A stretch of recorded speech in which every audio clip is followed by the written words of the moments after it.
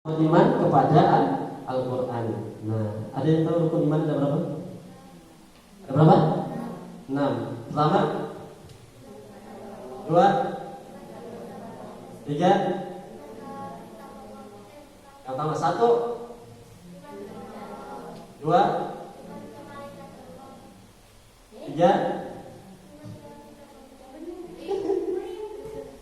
Nah, jangan kurang ya, jawab saya 1. Allah, kedua, malaikat, ketiga, kepada kitab, 4, 5, 6. Nah, menghafal Al-Quran itu ada kaitannya dengan rukun iman yang keberapa tadi? Ketiga dan ke-6. Jadi kalau adik-adik suka menghafal Quran, itu berarti sudah ditakdirkan untuk menjadi penghafal Al-Quran. Karena orang yang menghafal Al-Quran itu artinya Allah pilih mereka, bukan terjadi secara kebetulan, tapi itu apa? Takdir Allah. Ya, orang yang gak menerima takdirnya dia gak bisa masuk surga, walaupun dia sholat. Ya, jadi itu takdir harus diimani.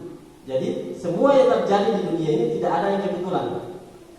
Apakah kebetulan ada di sekolah di sini? Tidak kebetulan. Sudah tertulis di Lauhul Mahfuz ya, 50.000 tahun yang lalu. Ya, jadi berarti ada di sekolah di sini tidak kebetulan.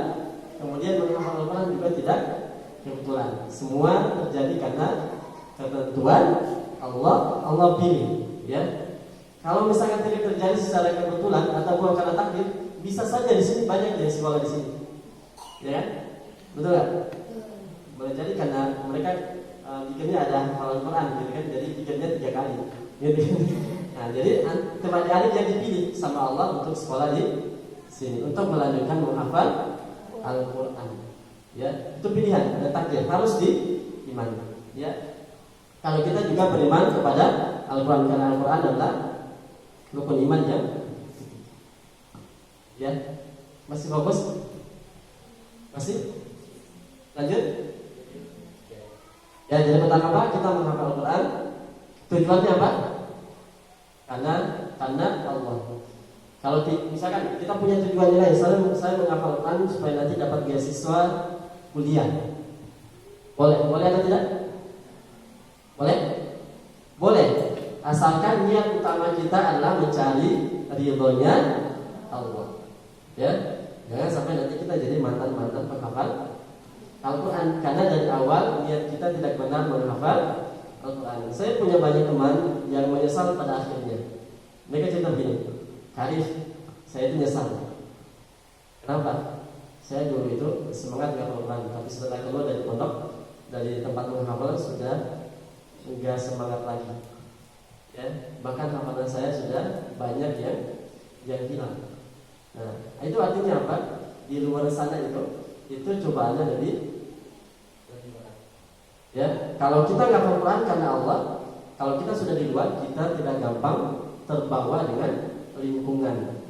Ya, tapi kalau kita nggak hafal Quran karena sesuatu, karena seseorang, nanti kalau di sekolah semangat, di luar sekolah tidak semangat. Di sekolah bukan Quran ngaji, di rumah tidak ngaji lagi. Benar atau betul? Karena kita hafal Quran, bukan karena ya seperti itu ya. Lanjut. Nah, harus ada waktu setiap hari untuk menghafal Al-Quran.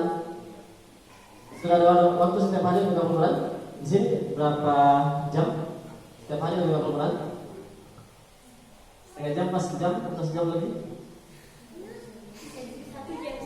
1 jam ya.